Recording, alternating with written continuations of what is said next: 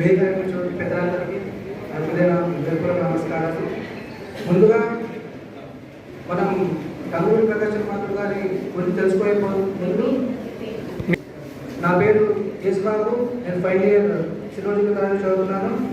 ముందుగా మనం పంతులు గారి గురించి తెలుసుకోకపోయే ముందు, ఆయన అంటే ఎట్లాంటి కష్టాలు పడ్డాడు, ఆయన ఎకానమిక్ స్టెబిలిటీ గురించి మనం తెలుసుకుందాం. ఎందుకంటే ఈ నేటి కాలంలో మనీ మేక్స్ ఎవ్రీథింగ్, దీన్ని ఈ ప్రస్తుత జనరేషన్లో ఇది బాగా పేరుపోయింది అనమాట. అంటే డబ్బుతో సమస్తం సాధ్యమే అని బాగా నమ్ముతారు ఈ కాలం స్టూడెంట్స్ కావచ్చు, ఈ ఇప్పుడు ఉన్నటువంటి విద్యా సంస్థలు కూడా అదే నేర్పుతున్నాయి. కానీ మన టంగుటూరి ప్రకాశం గారి జీవితంలో నేర్చుకోవాల్సింది ఏంటంటే డబ్బుతో సమస్తం ఏది కూడా జరగదన్నమాట. ఎందుకంటే వ్యక్తి కొంతకాలం, వ్యక్తిత్వం చిరకాలం. వ్యక్తిత్వం డబ్బుతో కూడుకున్నది కాదు. వ్యక్తిత్వం అనేది స్వతహాగా మనం చేసే కార్యక్రమాలను బట్టి, మన క్రియాశీలతను బట్టి అది లభిస్తుంది అనమాట. ముందుగా టంగుటూరి ప్రకాశం పంతులు గారు 1872వ సంవత్సరంలో ఆగస్టు 21న జన్మించడం జరిగింది.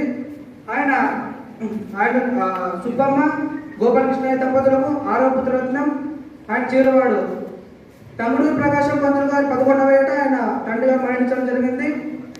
అప్పటి నుంచి ఆయన వాళ్ళ తల్లిగారే 6 సంతానాన్ని పోషించారు. కాబట్టి ఆమె అంటే మొదలుపెట్టే ఆ పని చూస్ చేసుకున్నారు. ఆ పని చేస్తూ టంగుటూరి ప్రకాశం పంతులు గారిని పోషించడం జరిగింది.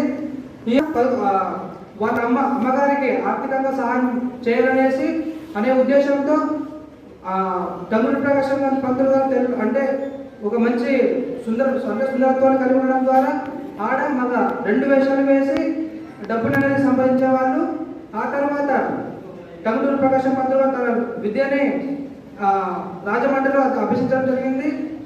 ఈయన కష్టాలని మనం చూసుకుంటే ముఖ్యంగా రాజకీయ ఘట్టంలో ప్రస్తుత వేత్తలకు ఉండేటువంటి లక్షణాలు ఏంటంటే టంగుటూరి ప్రకాశం పంతులు గారు ఏమీ లేని స్థితి ఉన్నత స్థానం చేరుకున్నారు. అలా అని డబ్బు యొక్క వాల్యూ తెలిసిన వాళ్ళు కామన్గా ఎట్లుంటారు, డబ్బు యొక్క తెలిసిన వాల్యూ తెలిసిన వాళ్ళు డబ్బులు ఖర్చు పెట్టడానికి ఎందుకు ముందు చూస్తారు. కానీ ఏమీ లేని స్థితి నుంచి టంగుటూరి ప్రకాశం పంతులు గారు అంతటి స్థాయికి వెళ్ళినా కూడా సంపద మీద మొగ్గు చూపలేదు. విస్తారమైన ఆయన బాలేశ్వరంలో పనిచేసినప్పుడు విస్తారమైన సంపద, పేరు ప్రఖ్యాత సంపాదించుకున్నారు.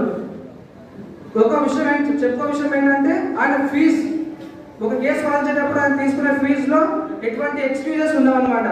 టంగుటూరి ప్రకాశం పంతులు గారు ఒక కేసు తీసుకుంటే అందులో ఎక్స్క్యూజెస్ ఉండవు.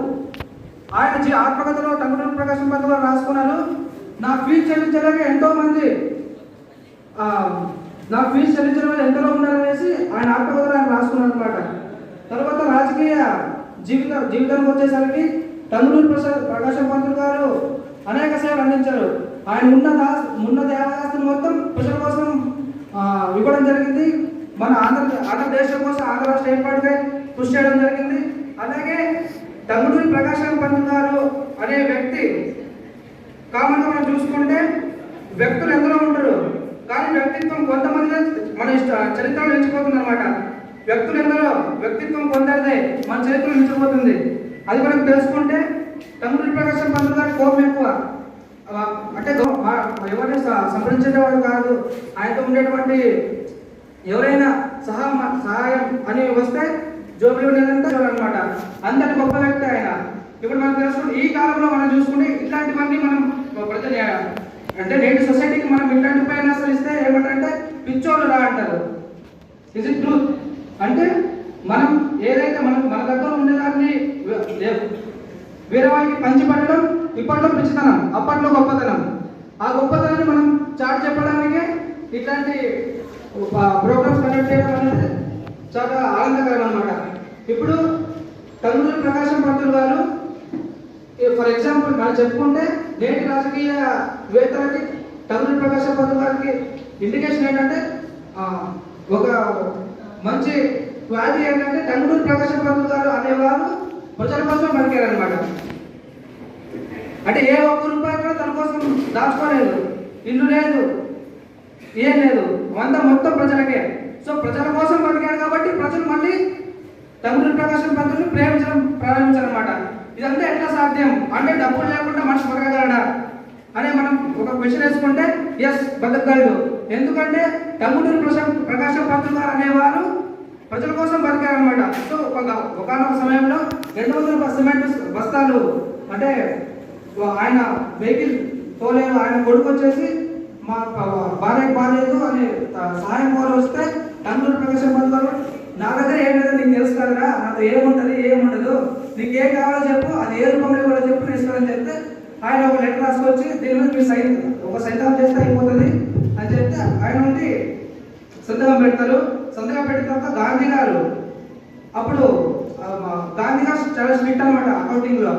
ఆయన అడుగుతారు టంగుటూరి ప్రకాశం గారు, ఆయన్ని ప్రశ్నిస్తారు అనమాట. ప్రశ్నించినప్పుడు ఆయన అక్కడ చెప్తారు ఏనని, నేను అంటే వాళ్ళ నాన్నగారు స్వాతంత్ర సమయంలో పాల్గొన్నారు వాళ్ళు అనేసి చెప్తారన్నమాట. తర్వాత ఆంధ్ర రాష్ట్రం ప్రారంభంలో ఆయన మొదటి ముఖ్యమంత్రిగా వర్క్ చేశారు. తర్వాత ఆయన 1957 సంవత్సరంలో మరణించడం జరిగింది. ఇంతటి అవకాశం ఇచ్చినటువంటి గురుగారందరికీ నాకు హృదయపూర్వక నమస్కారం తెలియజేసుకుంటూ సెలవు తీసుకుంటున్నాను. తర్వాత Shri Adikesava Naidu, BSc computer science, ద్వితీయ సంవత్సరం విద్యార్థి, చంద్రాశ్రీ